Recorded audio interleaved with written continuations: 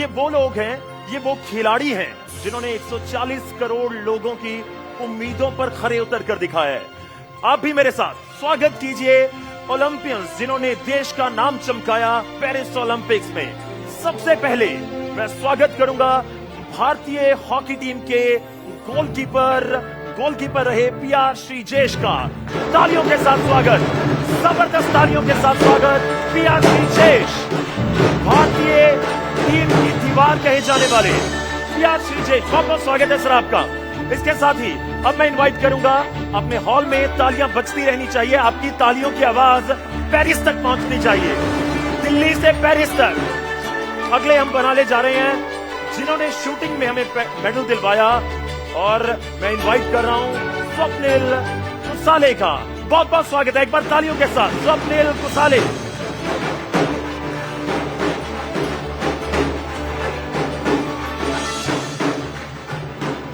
और इसके साथ ही हम इनवाइट करेंगे, आप गिनते जाइए, देश को इस बार खूब सारे मेडल आए और उनमें से जो खिलाड़ी हमारे साथ हैं।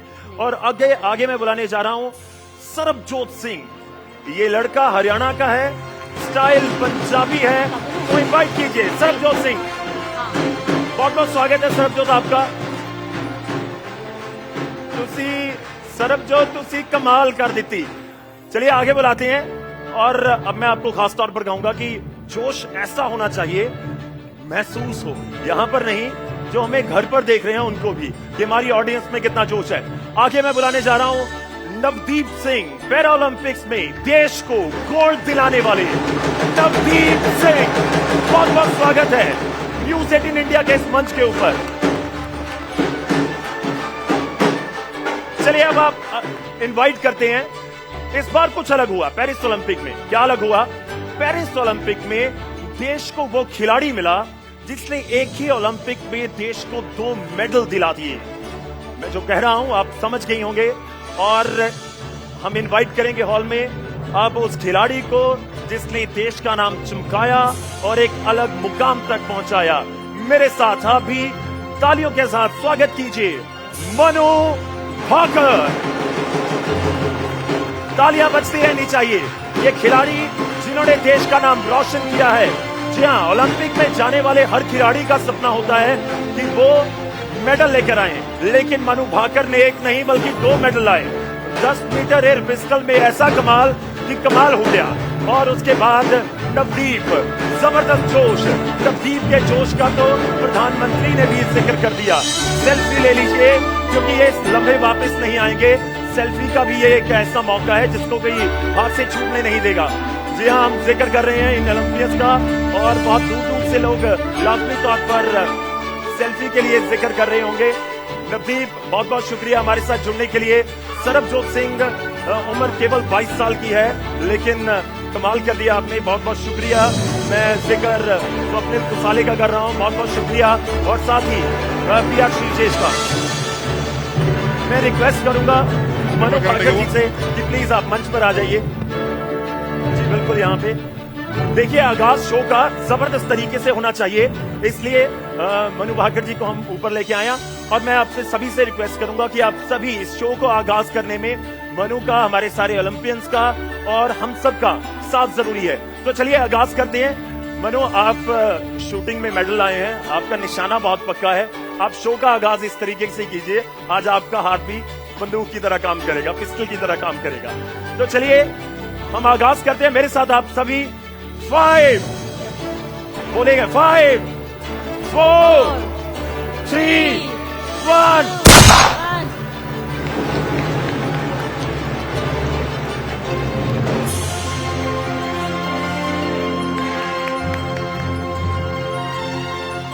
पाजी प्लीज, नदीप आप भी आइए। रजोत, नदीप कम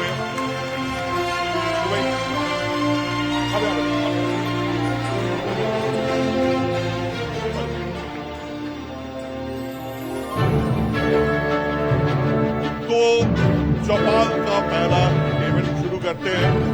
तो कहते थे ना कि वो पढ़ोगे लिखोगे बनोगे नवाब, खेलोगे कूदोगे होगे खराब। ये कौन लोग थे?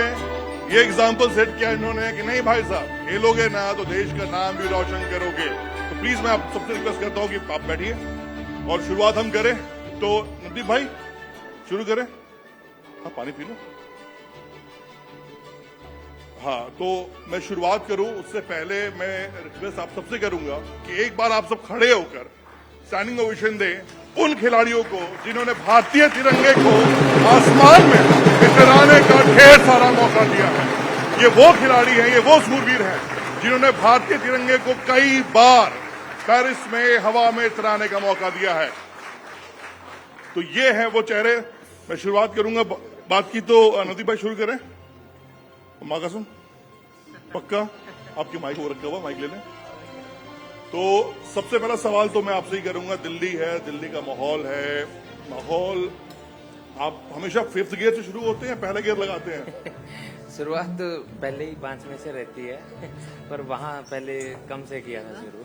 अच्छा पहले वहां कम से शुरू किया था। तो वो ट्रेलर दिखा था मैं, तो 2 शब्दों की जो कहानी आई थी वो तो कोच ने मेरे को बोला था कि नहीं अभी फुल एक्टिव नहीं होना है। तब ये था, तब ये आलम था। सुन रहे हैं आप लोग? जब कोच साहब ने बोला था कि फुल गियर 5th गियर पे नहीं लगानी है गाड़ी, पहली गियर पे चलनी है, तो ये आलम था। मनु अभी नहीं तू मुझे बताएगा तब मैं उसे बुलाऊंगी। You have to give me, he is sitting in the conference room, you have to give. Okay ma'am, मैं ये कह रहा था मनु, आवाज आपकी बिल्कुल आएगी। प्लीज ऑडियो चेक कर लें। देबा हेलो 1 2 3। हाँ।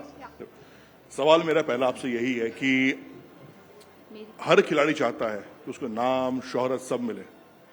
अब आपको अगर हम देखें तो एक दीवार फिल्म का डायलॉग मुझे याद आता है जिसमें अमिताभ बच्चन और शशि कपूर दोनों होते हैं, कहते हैं कि मेरे पास धन दौलत है, वो कहते हैं मेरे पास माँ है।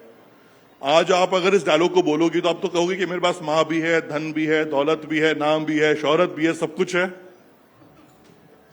बिल्कुल सर, पर वही है, अगर आप बड़ा सपना देखते हो और उसमें मेहनत करते हो तो सफलता तो ज़रूर मिलेगी।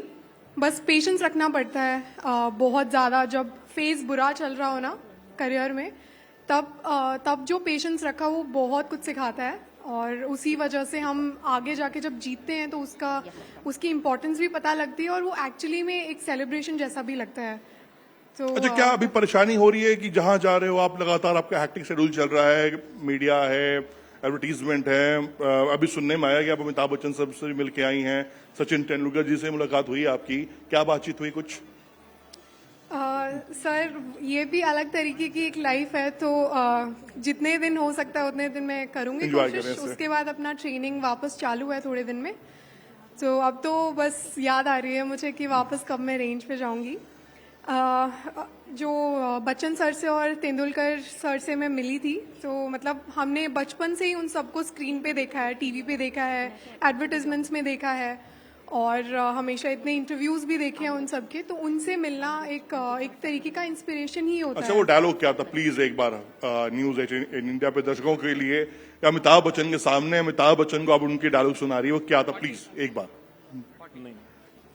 परंपरा, प्रतिष्ठा, अनुशासन हमारे इस गुरुकुल के 3 स्तंभ हैं, जिससे हम आपके आने वाला कल बता सकते हैं। वाह, परंपरा। अब मैं आगे जाना चाहूंगा। पूर्व खिलाड़ी, वर्तमान कोच जूनियर टीम के, ये जो सफर तय किया आपने चंद घंटों में, अभी तो लोग कहते हैं यार 2 साल 3 साल तो खेलना था ना, पूरे करियर में सब कुछ आपके पास है, ओलंपिक है, एशियन गेम्स है, वर्ल्ड कप की एक ट्रॉफी थी जो आप खेल सकते थे, लेकिन ऐसा कॉल आपने क्यों लिया? नमस्ते।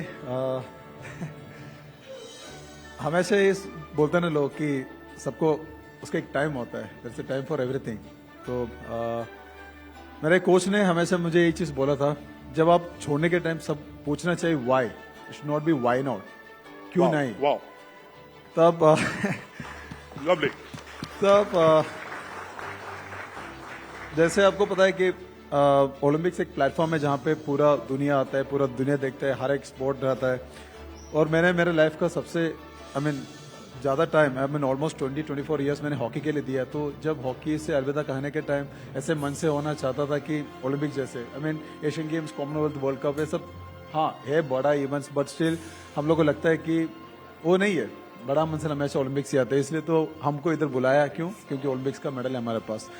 तो डेफिनेटली सबने बोला 2 साल और खेल सकते हैं आप, 4 साल और देख लो, बट मेरे को लगा कि यही सही टाइम है जहां से आपको थैंक यू बोलना है। वाह, ये एक मैसेज सबके लिए है कि एक सही टाइम सबको पता होना चाहिए। स्वप्निल, आप पहला ओलंपिक आपका रहा, पहले ओलंपिक में ही गए, सीधा मेडल लेकर आए। मतलब कहते हैं ऊपर वाला जब भी देता है छप्पर फाड़ के देता है, तो ये आपके कुछ ऐसा ही रहा, dream come true? Dream open mic on होगा।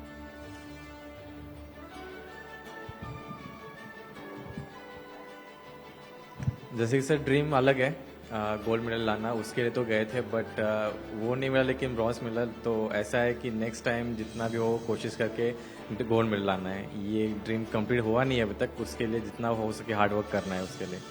तो अभी ऐसा कह सकते हैं ना, भगवान ने दिया है एक stage closer to that medal, ऐसा बोल के दिया है, तो और भी मेहनत करनी पड़ेगी उसके लिए।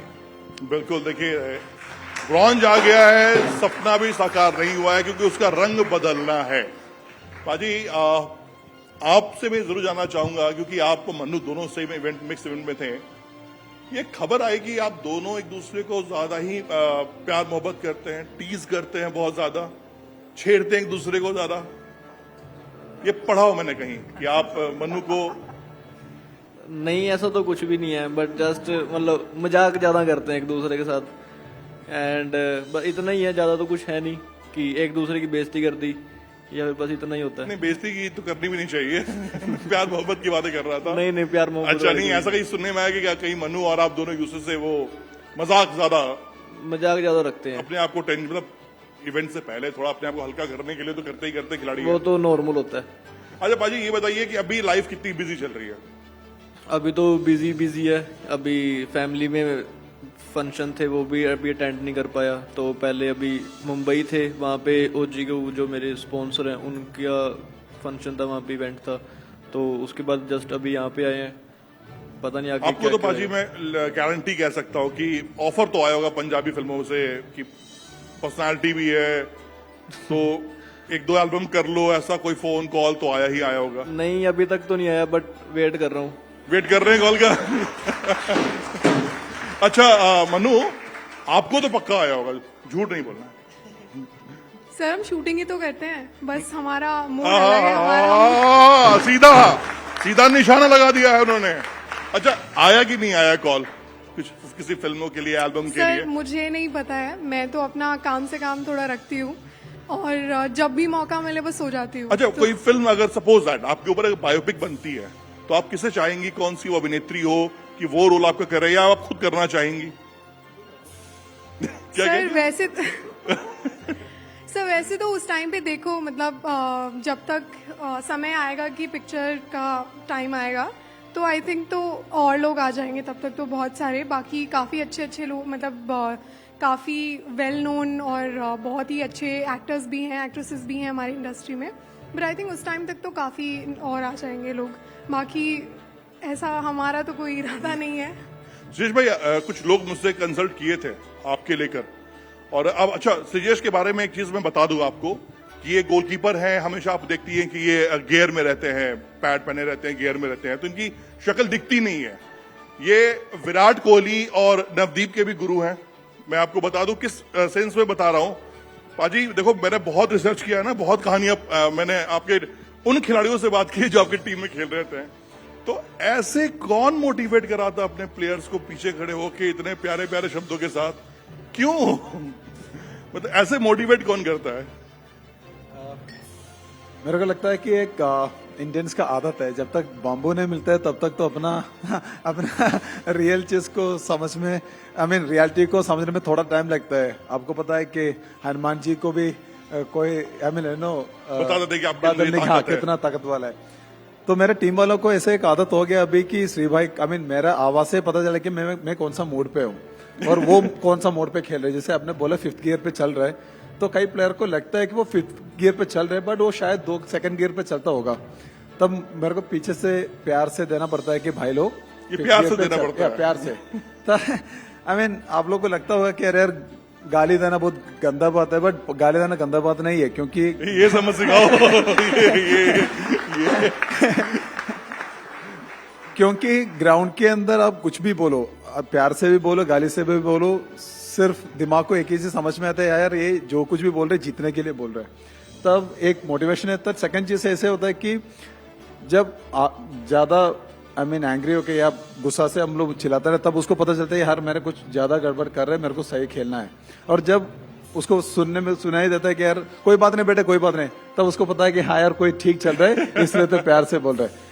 एंड सेकंड चीज ऐसा है कि हम ग्राउंड में उतरने के टाइम आप लोगों को लगता होगा चले और मजाक में खेल रहे, बट एक रिस्पॉन्सिबिलिटी है। हम लोग पूरा देश के लिए उधर ग्राउंड में उतर रहे, वी आर एन एम्बेसडर। हम जीते तो कोई नहीं बोलता है कि अरे श्रीजेश जीत गया या श्रीजेश हार गया, सब बोलते हैं कि इंडिया हार गया। तो एक काइंड ऑफ रिस्पॉन्सिबिलिटी हमारे लिए। तो ऐसे गोलकीपर जब मैं पीछे खड़े रहता हूँ गोल पोस्ट में, मुझे हमेशा फील होता है कि मैं एक कोच हूँ, तो मुझे मेरा प्लेयर के साथ कोच वाली भूमिका तो आपको मिली गई है, और देखेंगे कितने आप प्यार से डील करते टीम को। नवदीप, आप जब अपने आप को मोटिवेट करने के लिए कौन कौन से गाने सुनते हो? वैसे तो काफी सारे हैं, पर पहला गाना जो मैं सुनता था मोटिवेशन के लिए वो चक दे इंडिया। चक दे इंडिया, चलिए दिल से निकली बात है, चक दे इंडिया की बात हुई है, तो चक दे इंडिया की आवाज गूंजनी चाहिए। तो चलिए हो जाइए तैयार चक दे इंडिया के लिए, यानी सुखी बाजी के लिए।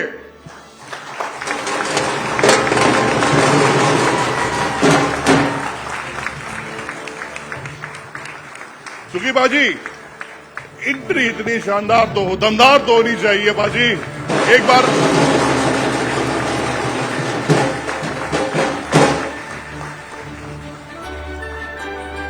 और जब सुखी बाजी साथ में ही है, खिलाड़ी भी साथ में ही है, तो देश के भैया जी यानी प्रतीक त्रिवेदी को भी मैं बुलाना चाहूंगा मंच पे।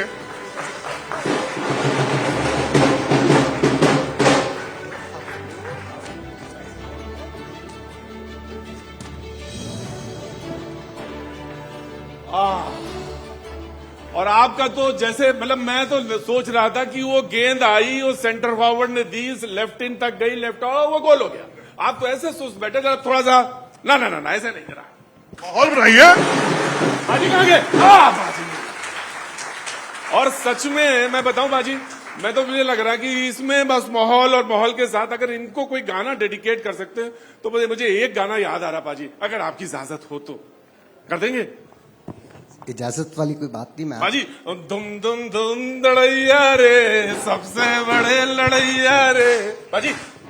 हाँ जी, हाँ जी। सबसे पहले मैं स्वागत करता हूं आप सबका, और ये हमारे देश की शान है, और मैं बहुत खुश हूं।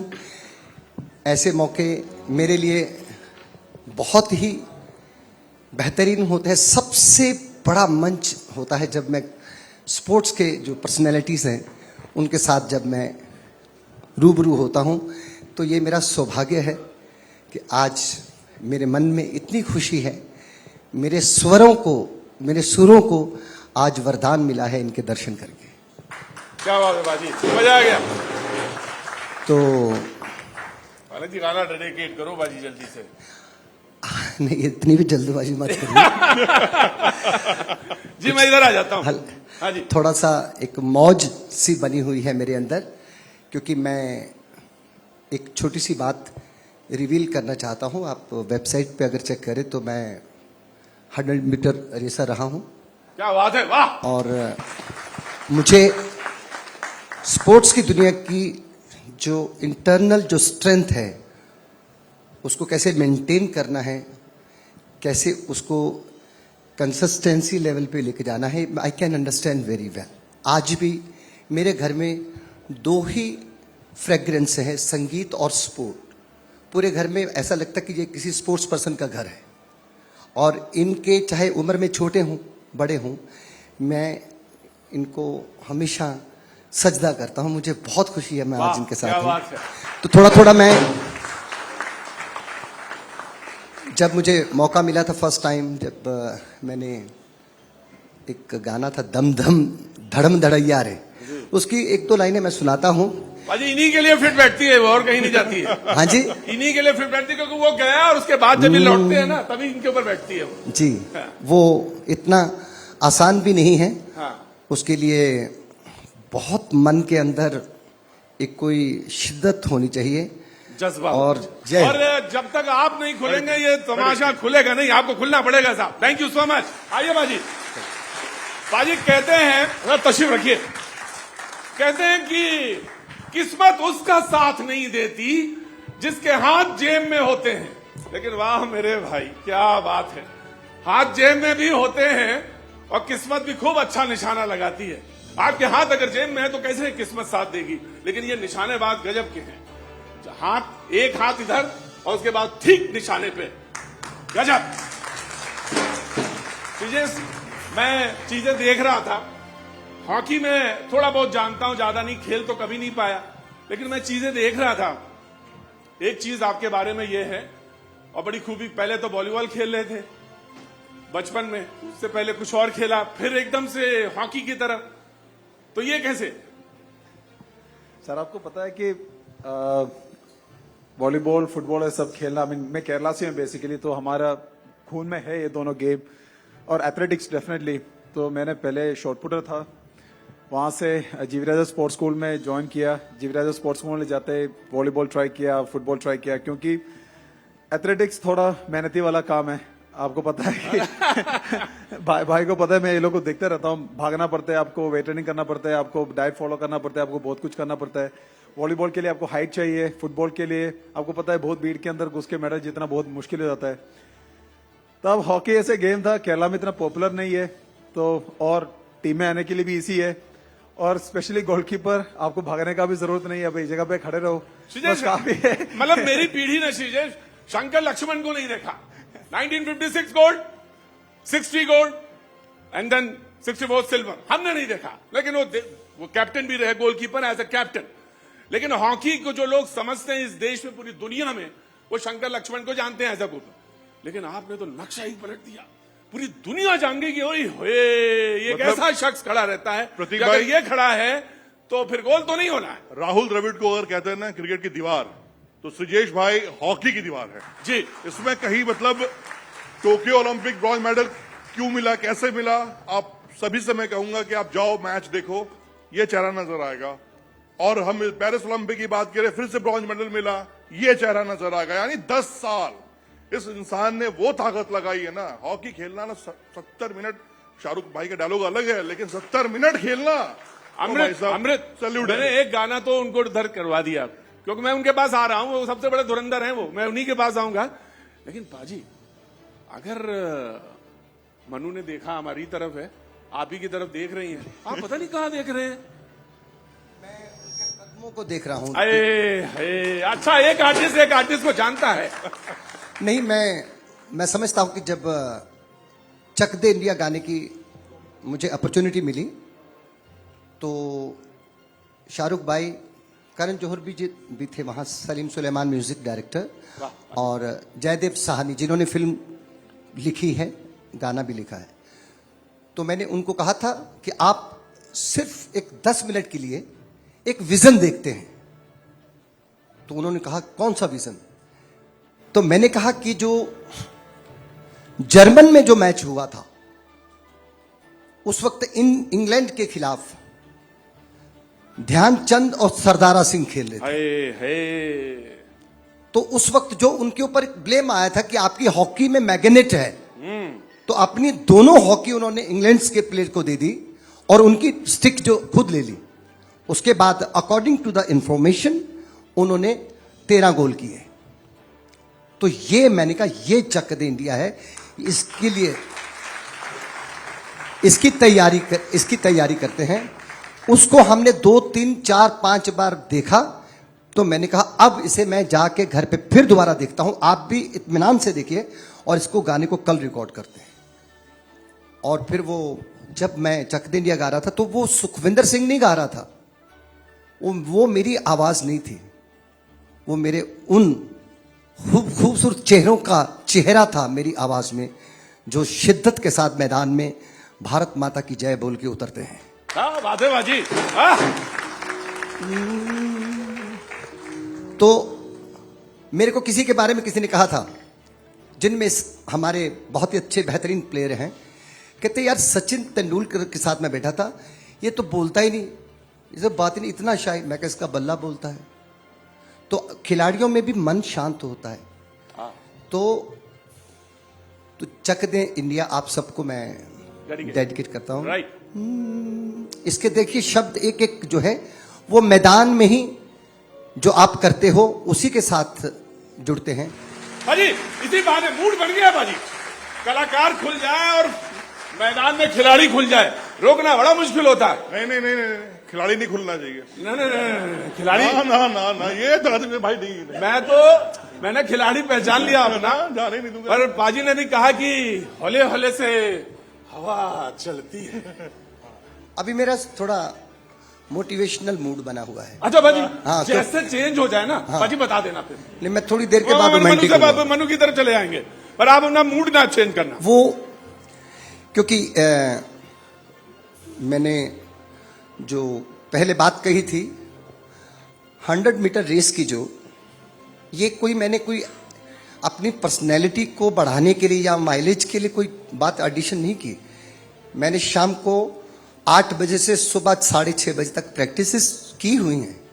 मुझे मालूम है कैसे मन को शांत करना पड़ता है, कैसे मन के अंदर अग्रेशन को मारना पड़ता है, बॉडी में गति होनी चाहिए। आज एक बड़ी अच्छी बेहतरीन बात आपको बताता हूं जो हमारे कोचेस थे मिनहास, उन्होंने बताई थी कि एक अच्छे प्लेयर की निशानी ये होती है कि उसका जब पूरे फॉर्म में खेल रहा होता है, आप उनका बीपीएम चेक कीजिए, वो नॉर्मल होता है क्योंकि मन शांत होता है, शरीर में गति होती है। मेरे को आज भी किसी ने बोला, कहता तू दौड़ता है। अब तो मैं I am not in category of ground में खेलना, तो कहते आप रुकते ही नहीं हूं। मैंने कहा ये मेरे को वरदान, मेरी आवाज में भी जो मुझे वरदान मिला है ये स्पोर्ट्स से ही मिला है मुझे। मैं कई ऐसे मैदान हैं जहां पे सुखविंदर सिंह के नाते नहीं जाता, चुपके से जाता हूं। कई बार तो मैंने रिक्वेस्ट करके भी नुक्कड़ पे जाके बैठता हूं और इनको निहारता हूं, इनको देखता हूं, इनके दीदार करता हूं। वाह वाह, तो क्या बात है। हमें भी वंडरफुल। गाने में भी पहलवानी करनी पड़ती है। कभी कभी एंकर भारी पड़ जाता है सिंगर पे तो वो वहां भी मुझे मालूम है ट्रांजिशन लेना पड़ता है। ट्रांजिशन मुझे मालूम है कि आने होता है, पर बाजी मैं क्या बताऊं ना, जब इन लोगों को देखता हूं ना, मैं जब इनको देख रहा था, मेरे इतने शांत चित चुपचाप बैठे थे। एंकर ने इनसे एक सवाल पूछा, इन्होंने कहा हाँ, फिर इनसे एक लव का सवाल पूछा। अरे मैं होता तो इनसे सीधे सीधे बोलता, अरे इतना वक्त मिल जाता है कि लव की तरफ देख लें। अजी क्या बात है, माइक उठाओ बाजी, खड़े हो जरा बाजी। क्या सुंदर मुस्कान बाजी, आई लव यू बोलो ना बाजी। देखो जिसको जो आता है ना वो उसका माहिर है, इनको मालूम है निशाना कैसे। ये देखिए जेब में हाथ रहता है। कोई बात नहीं, स्टाइल है। आप इनको जब मैदान पे हम देखते हैं तो अभी श्रीजेश ने कहा था कि मेरे को तो दौड़ना भी नहीं पड़ता, मैं गोलकीपर हूं, लेकिन आपकी निगाह में दोनों तरफ बाज बैठे होते हैं। बाजी खिलाड़ी झूठ नहीं बोलता, ये झूठ बोल रहे थे, मैंने इनको देखा है। ये साफ छोड़ के लास्ट मोमेंट में वो उधर के डी पे पहुंच जाते हैं, ये उधर की डी पे पहुंच जाते हैं। सही है ये गलत? उड़ाइए माइक। हाँ। आप पहुंचे कि जर्मनी वाले मैच में बताइए मुझे बताइए, जर्मनी वाला मैच याद करिए, आप कहां पहुंचे गए थे? देख नॉर्मली लास्ट मैच खत्म होने के बाद आपको एनर्जी की कोई जरूरत नहीं है, तो आप भाग भी सकते हो, बट पूरे मैच के लिए तो आपको एनर्जी सेव कर रखना है। बट डेफिनेटली आपको इंटरनेशनल मैच खेलना है तो फिट रहना है, तो उसके लिए थोड़ा दौड़ना और जिम करना तो पड़ता ही है। हाँ जी, थैंक यू वेरी मच, तालियां, बहुत अच्छा। Thank you sir, thank you. हाँ जी, अभी वहां जाना कि यहाँ? नहीं पाजी, आप जहां मन हो वहां जाना है, लेकिन आप हमारी तरफ आओ उधर। आ जाओ पाजी, इधर आ जाओ। और आप तो जब ये आया करे तो थोड़ा सा इनको मुस्कुरा के बोला करो ना, बाजी है, मूड बनाते हैं अपना। आइए बाजी। बाजी मैं कह रहा था ना, मनु भाकर बहुत देर से देख रही थी, आप हौले हौले से तो 2 लाइन गुनगुना रही थी ना। अभी वो मूड नहीं बना, वो उसका भी मन आएगा। अभी थोड़ा मैं तत्ता हुआ बैठा हूँ। अच्छा, यानी तत्ता का मतलब समझते हैं आपने? नहीं बाजी, अब इनको देख के ना हाँ, मन नहीं भर रहा है। मेरा जो एक स्पोर्ट्स पर्सन का, मैं स्पोर्ट्स पर्सन अपने आप को जानबूझ के बार बार एम्फेसाइज नहीं कर रहा, वो आज भी वही मादा है। मेरे रियाज करने के जो तरीके हैं एक minute, can I see my person 145? मैं इनके सामने थोड़ी देर पहले कहा था, ये म्यूजिक बंद कर सकते हैं? हाँ भाजी, बंद कर देंगे, बिल्कुल बंद देंगे। तब तक आप मूड बनाओ, एक सवाल तब तक तुम पूछ लो। मुझे लग रहा है तुम्हें पूछना चाहिए कुछ। नहीं, बहुत कुछ पूछना है मुझे। हाँ तो पूछो ना। अब देखो, अच्छा, ये तुम हर चीज पूछ लेना, लेकिन ये एक सवाल मत पूछना। लव, शादी, ब्याह, ये सब ना पूछना तुम। बाकी जो मन में आया तुम सब पूछ सकते हो। हाँ जी, पूछो। नवदीप, क्या आपको लव हुआ किसी से? किसे? चलिए, अच्छा नहीं बाय उठा लीजिए। अच्छा ये बताइए, आपको अपने कोच पे भरोसा नहीं है? नहीं है कि नहीं? हाँ या ना? नहीं सर, देखो भरोसा तो था, लेकिन माँ कसम क्यों खिला रहे हो कोच पर को? उन्होंने ऐसा कमाल मेरे थ्रू कराया ना, मेरे को अपने ऊपर नहीं भरोसा हो रहा क्या था। बात कर सर रहे ये हो? मैंने ही किया है। तो पहले मुंह से ही निकला माँ कसम खा के बताओ।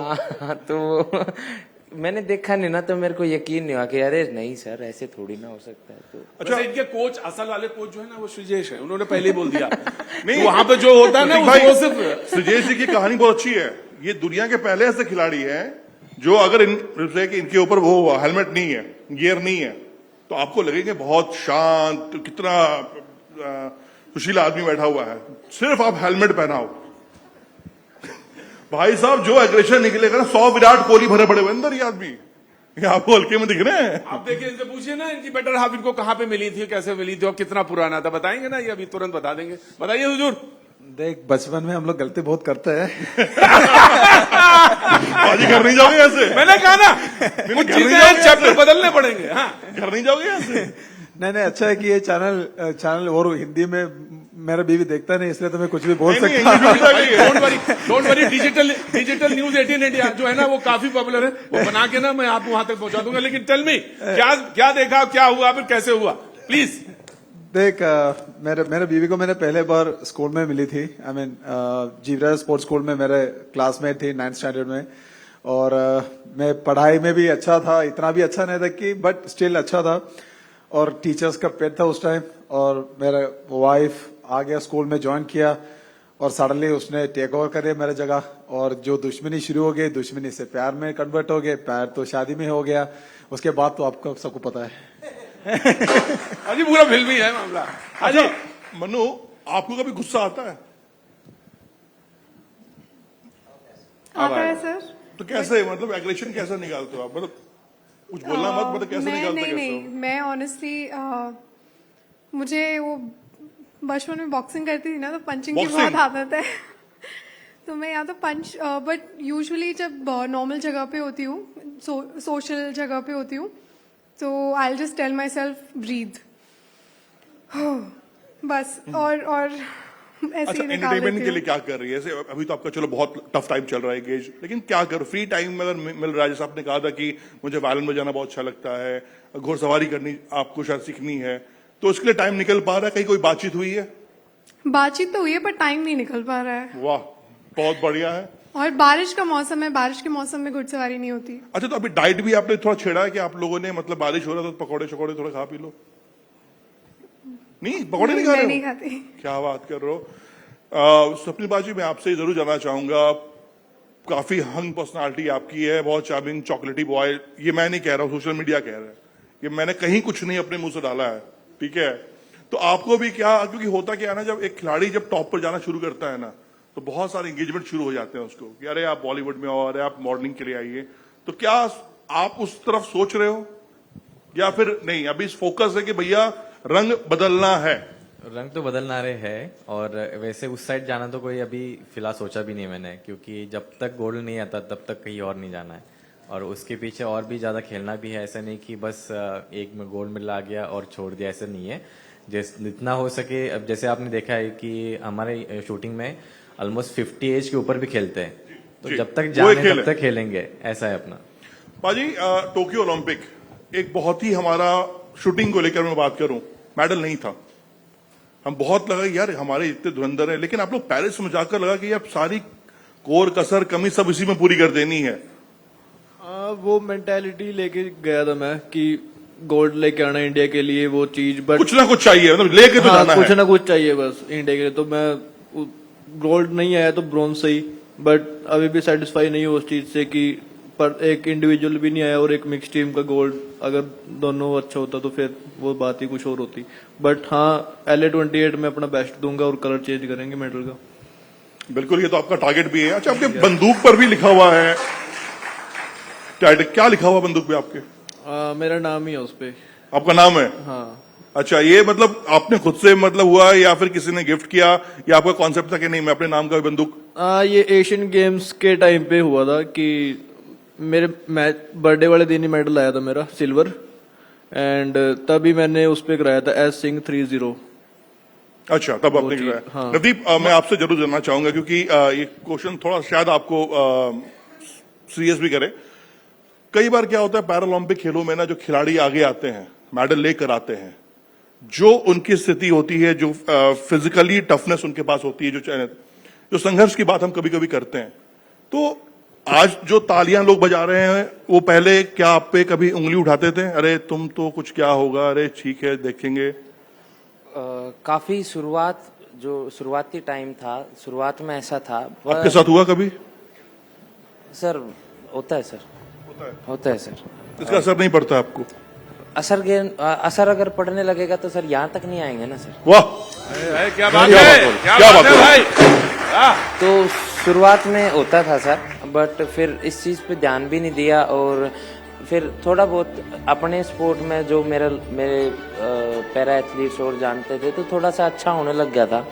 तो फिर ज्यादा फिर फोकस सिर्फ स्पोर्ट्स की तरफ ही रखा सर मैंने। अच्छा, दोस्त जो, क्योंकि देखिए होता क्या है कि हर कोई जब बड़ा होता है तो एक दोस्त बनता है, वो आगे बढ़ता है, आपके खुशी में भी आपके दुख में भी साथ खड़ा होता है। वो कौन लोग थे जो आपको यहाँ तक लेकर आए हैं? सर काफी हैं, क्योंकि किसी एक का नाम लूंगा तो कब बाकी सब बुरा मान जाएंगे, पर दोस्त, फैमिली, कोच और स्पोर्टिंग स्टाफ सबके साथ से ही मैं यहाँ आया। अच्छा, टोक्यो में जब आप नंबर 4 पर आए थे, तो उसके बाद ये लगा था कि क्या यार मैं इतनी मेहनत कर रहा हूँ, रिजल्ट नहीं आ रहा है? नहीं सर, ऐसा नहीं लगा था, बल्कि मन में ये था कि हाँ मेहनत करी है और हमने मतलब हार्डवर्क किया है, तो ये बेकार तो नहीं जाएगा, यहाँ नहीं तो नेक्स्ट में काम आएगा। यहाँ से मैं एक बात दोबारा बोलता हूँ सर, खिलाड़ी खेलते टाइम या तो खेलता है या तो जीतता है या सीखता है, हारता नहीं। Very good. देखिए, खिलाड़ी या तो जीतता है या फिर सीखता है। सुजेश, भारतीय हॉकी, देखिए क्लियर बात पूछता हूं मैं सीधा सीधा आपसे कि पदक आ रहे हैं, एक साल लग गया था, कई साल लग गए जब टोक्यो में हमें पदक मिला, उसके बाद हम इस बार गोल्डन चांस था हमारे पास, वो टीम थी हमारे पास, वो फायर था हमारे पास, लेकिन हम चूके। वो गलती कहां हुई? ये मेडल का रंग क्यों नहीं बदला टोक्यो से? देख, जब हम लोग लास्ट ओलंपिक्स में टोक्यो में जब मेडल जीतने के बाद, उसमें से 11 लड़के लोग थे इस बार यहाँ पे पेरिस में, और जब एक बार सेमीफाइनल्स या मेडल का वो टेस्ट मिल जाता है या उसको प्रेशर को हैंडल करना सीख जाता है, फिर कॉन्फिडेंस बढ़ जाता है। हम लोग को इंडिया में सिर्फ प्रॉब्लम वही है कि प्रेशर हैंडलिंग का। किसी को पता नहीं कि सेमीफाइनल का प्रेशर क्या होता है, किसी को पता नहीं क्वार्टर फाइनल का प्रेशर क्या होता है। जब वही पहुंच जाते हैं तो सडनली ऐसा लगता है कि एक अलग से दुनिया में पहुंच गया, फिर वो जगह को समझने में टाइम लग जाता है। तो मेरे हिसाब से इस बार वो चीज इजी था, क्योंकि सबको पता था कि सेमीफाइनल का प्रेशर क्या होता है, उसको कैसे हैंडल करना है। बट मेरे को लगा कि इस बार सिर्फ एक ही इंसिडेंट हुआ क्वार्टर फाइनल में, जब एक प्लेयर को रेड कार्ड मिला, और सेमीफाइनल्स में हम लोग एक बंदा कम से खेला। कि ओलंपिक्स में सेमीफाइनल 15 लोगों से खेला मतलब थोड़ा टफ है। मेरे हिसाब से वो एक प्लेयर का कमी मेरे हिसाब से कहीं ना कहीं हमारे ऊपर नेगेटिवली इफेक्ट किया। बट नहीं तो इस बार तो उम्मीद इतना है तो कि यार पिछले बार से टोक्यो से अच्छा वाला मेडल लेके आना है। तो ये खेलों की तुलना की जाती है, वो होती रहेगी, आप मानो या ना मानो। जैसे हॉकी की तुलना हम क्रिकेट से करते हैं, क्रिकेट में एक नया बेंच स्ट्रेंथ तैयार हो चुका है। आपको लगता है कि हॉकी में यार ये तो बहुत मिसिंग है, मतलब ग्रासरूट लेवल पर हॉकी बहुत ही वीक है, अगर मैं कहूं तो शायद आप बुरा ना माने? देख, हॉकी या बाकी स्पोर्ट्स कैसे डेवलप होता है, बच्चा लोग को इंट्रोड्यूस करा दो, बच्चा लोग खेलो, बच्चा ही तो आगे आने वाला है, वही लो तो वही क्रीम है, उसी में से टैलेंट को ढूंढ के निकालना है। तो बच्चा लोगों को स्पोर्ट्स में इंट्रोड्यूस करने के लिए हम लोग ग्रास रूट पे गेम खिलाना पड़ता है। उसके लिए गवर्नमेंट का सपोर्ट चाहिए, हर एक स्कूल में स्पोर्ट्स चाहिए, वो स्पोर्ट्स स्कूल के लिए कंपटीशन चाहिए, और वहां से टैलेंट आइडेंटिफाई करने के लिए कोचेस चाहिए। तो मेरे हिसाब से हम ज्यादातर टॉप लेवल पे ज्यादा काम करते हैं, बट हम लोग को वैसे उधर भी देना है डेफिनेटली, बट स्टिल हम लोग को ग्रास रूट लेवल भी काम करना है। मनु, मैं आपसे ये जानना चाहूंगा कि आपने कहा था कि कुछ आप गीता के श्लोक वगैरह पढ़ती हैं जो आपको काम रखता है, जो आपको फोकस रखता है, वो कौन सा श्लोक है? अगर आप सर वैसे तो बहुत सारे पढ़े हैं, पर सबसे ज़्यादा काम हमेशा आता है शूटिंग करते टाइम भी, जिसको मैं हमेशा अपने आप को याद दिलाती हूँ कि बस अपना काम अच्छे से करो, पूरी निष्ठा से अपना काम करो, फल की चिंता मत करो। अगर प्रोसेस अच्छा होगा तो रिजल्ट अपने आप अच्छा आ जाएगा। तो बस मैं वही जब मैं शूट कर रही होती हूँ तब भी मैं अपने आप को वही याद दिलाती हूँ कि काम ढंग से करो, अच्छे से करो, पूरी एनर्जी काम पे लगाओ, फिर रिजल्ट जो भी आए उसको एक्सेप्ट करो। अच्छा, आप ये भी सुनने में आता है कि आप गाने भी गुनगुनाती हैं, तो 2 लाइन अगर आप गुनगुनाएं, मतलब आप पाजी को डेडिकेट करें वो गाना, अगर 2 लाइन, तो कौन सा गाना है जो मनु को बहुत पसंद है? मनु 2 लाइन तो गुनगुना सकती है। सर मैं गाना तो नहीं गाती हूँ। आवाज तो बहुत अच्छी आपकी है। म्यूजिक मैं बहुत ज़्यादा सुनती हूँ, क्योंकि हमारे शूटिंग रेंज में एक्चुअली हम म्यूजिक रहता है हमेशा, फाइनल में और भी लाउड रहता है, बल्कि जो क्वालिफिकेशन स्टेज होती है उसमें भी हमारे पास म्यूजिक रहता है हमेशा। तो मैं वो थोड़ा बहुत बस हम कर लेती हूँ, बट गाना तो नहीं गाती हूँ सर। और सर जितना अच्छा तो बिल्कुल भी नहीं। नहीं, ठीक है। स्वप्निल, एक जगह हमने ये पढ़ा था कि स्टार्टिंग जब आपने की थी शूटिंग के लिए, तो आप बहुत ही इकोनॉमिकल क्राइसिस से गुजरना पड़ा था, शायद बुलेट के लिए बहुत ज्यादा फंड नहीं थे आपके पास। उन सब चीजों से जब आप निकल कर आते हो, जो मेडल देखते हो अपने घर पर, पेरिस ओलंपिक ब्रॉन्ज मेडल, तो क्या समझ में आता है, क्या सोचते हो? सर इसके पीछे बहुत सारे लोगों का मेहनत है, नॉट ये मेडल मेरा अकेले का नहीं है, सब इंडिया का है, फैमिली का है, जिन्होंने आज तक मुझे सपोर्ट किया सबका ये। तो ऐसा है कि जो पीछे मेरे लोग हैं उनका कभी नाम नहीं आता आगे, क्योंकि वो कभी चाहते भी नहीं कि हमारा नाम आए, क्योंकि उनका कहना है कि बस तू खेलता रहे, बाकी हम कर लेंगे। तो आई थिंक ये बस मेरा अकेला का मेडल नहीं है, सब लोगों का है जिन्होंने आज तक बिना आगे आके मुझे हेल्प की है। और I am really thank you उन लोगों को जो जैसे कि शूटिंग एक फंड बहुत ज़रूरत होता है शूटिंग के लिए, क्योंकि एम्यूनिशंस हमारा एक गोली 50 रुपये का होता है, और हम दिन में आई थिंक सब जानते हैं कि 200 या 250 कभी 300 भी हो जाता है। अगर मूड बन गया तो 400 भी फोड़ देंगे, ऐसा है। तो ये बहुत महंगा होता है, उसके लिए बहुत सारी फाइनेंशियल सपोर्ट लगती है। एंड पहले इतनी थी नहीं मेरे पास, क्योंकि फैमिली बैकग्राउंड थोड़ा सा मिडिल क्लास टाइप है, एंड वेपन की ज़रूरत भी पड़ती थी। तो पापा ने आई थिंक मुझे मीडिया के थ्रू पता चला कि पापा ने जो ज़मीन होती है वो बेच के फिर राइफल के लिए अमाउंट दिया था। तो आज तक उन्होंने कभी बताया नहीं मुझे कि ये सारी चीज़ें घर पे हुई है और क्या वो किस तौर से गुजरे हैं। तो I am really thank you कि मुझे ऐसे माँ बाप मिले कि आज तक उन्होंने किसी चीज़ को बताया नहीं कि हम किस दौर से गुजरे। उन खिलाड़ियों को भी मैं बहुत तहे दिल से बधाई देता हूं और बड़ा अच्छा लगा। पैरा अली मजा आ गया। बस आपने जो इनके लिए गुनगुना दिया, सवाल तो ऐसे हैं कि अभी भी दिमाग में रहे हाँ जी। और बने रहेंगे, और मैं आपको ना अभी कुछ देर बाद फिर यहीं पे बुलाऊंगा। ठीक है, वक्त की भी अभी फिलहाल सेगमेंट में जी। तो मैं जिस गाने ने मुझे पूरे इंटरनेशनली जोड़ा है, जिस गाने को जो मैंने गाया, मुझे अपॉर्चुनिटी मिली, जिसको ऑस्कर ग्रैमी मिले, वो पूरे का पूरा गाना, उसका हर एक अल्फाज, उसकी धुन, उसके स्वर, मैं इनको डेडिकेट करना चाहता हूँ। वाह बाजी, मुझे मालूम है अभी करेंगे, राइट वे अभी अब भी बहुत बहुत शुक्रिया आप Thank सभी you का, very much. बहुत बहुत शुक्रिया। Thank लेकिन you. मैं